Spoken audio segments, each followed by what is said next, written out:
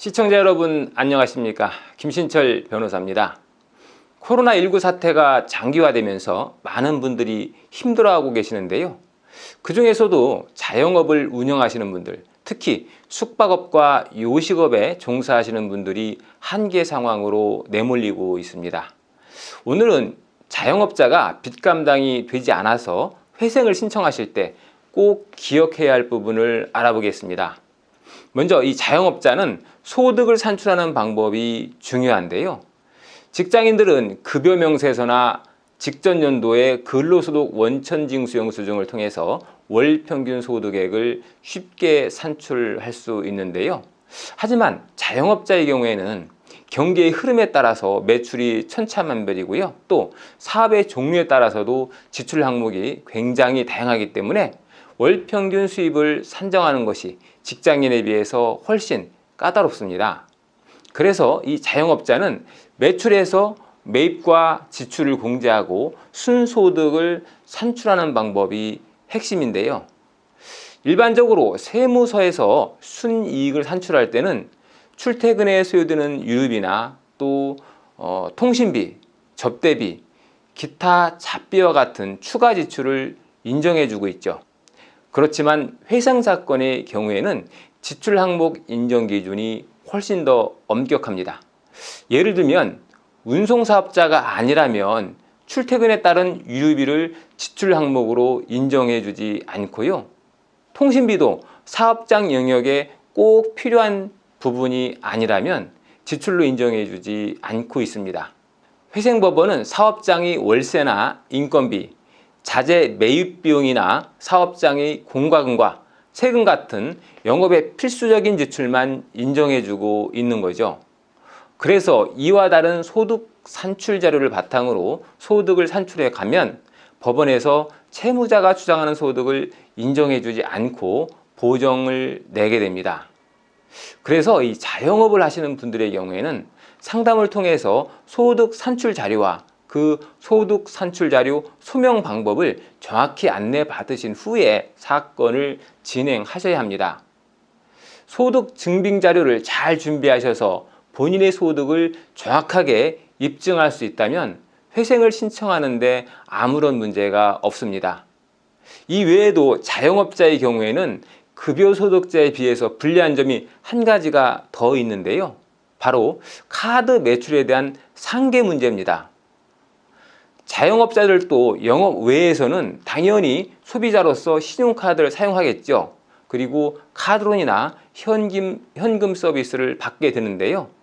자영업자가 회생을 신청하게 되면 이런 카드 회사에 대한 채무도 회생 채권자 목록에 당연히 포함시켜서 채무를 해결할 수가 있겠죠. 그런데 이 자영업자가 영업을 하게 되면 카드 매출 채권이라고 하는 것이 발생해서 카드 회사에 대해서 카드 매출 채권을 가지게 되는데요. 이 경우에 카드 회사는 자영업자에 대한 카드 사용 채권을 자동 채권으로 하고요. 또 자영업자가 카드 회사에 대해서 가지는 카드 매출 채권을 수동 채권으로 해서 상계하는 경우가 발생할 수 있어서 문제입니다. 좀 쉽게 예를 들어서 설명하면요.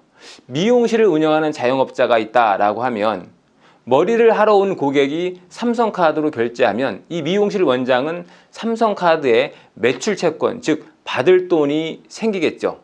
그래서 며칠 후에 삼성카드가 이 원장님의 계좌로 카드 매출 대금을 입금해 줍니다. 그런데 이 원장님이 반대로 삼성카드로 백화점에서 옷을 사는 경우가 있겠죠. 이런 경우에는 카드 채무가 발생해서 원장님이 한 달에 한 번씩 삼성카드에 이 카드 대금을 결제해야 합니다. 그런데 이런 경우에 이 원장님이 만약에 회생을 신청한다면 삼성카드는 미용실에 카드 매출 대금을 사업자 계좌로 입금해 주지 않고 곧바로 삼성카드가 원장님으로 받아야 할 빚과 상계 처리할 수 있다는 거죠. 쉽게 말하면 삼성카드가 미용실 원장님에게 줘야 할 돈을 삼성카드가 미용실 원장님에게 받아야 할 돈에서 까나간다는 겁니다. 어떤 의뢰인은 이 상계에 대해서 금지 명령이 발령되면 상관이 없지 않나요? 라고 물으시는 분도 있는데요. 물론 금지 명령이 채권자들에게 송달되면 채권자의 추심이나 독촉은 물론 가압류 가처분도 다 금지됩니다. 하지만 이 금지 명령이 무조건 발령되는 것은 아니고요. 경우에 따라서 금지 명령이 불허된 상태로 사건을 진행해야 하는 경우도 있습니다. 그리고 설령 이 금지 명령이 발령되었다라고 해도 채권자는 상계권을 행사할 수 있습니다. 왜냐하면 이 상계라고 하는 것은 채권자로 하여금 자기의 자동채권을 수동채권의 한도 내에서 실질적으로 회수할 수 있도록 담보하는 제도이기 때문입니다. 앞에서 든 예에서 미용실 원장님이 회생을 신청했다고 해서 삼성카드에 납부해야 할 본인의 카드 사용 채무는 면책을 받게 하고, 반대로 삼성카드는 미용실 원장님에게 카드 매출 대금을 모두 지급하게 한다고 하면 좀 불리하겠죠. 그래서 채무자가 파산이나 회생을 신청한 경우에도 예외적으로 채권자의 상계권을 행사할 수 있도록 인정을 하고 있는 겁니다. 그래서 회생 채권자 목록에 들어간 은행의 통장은 가급적 사용하지 마시라는 거고요.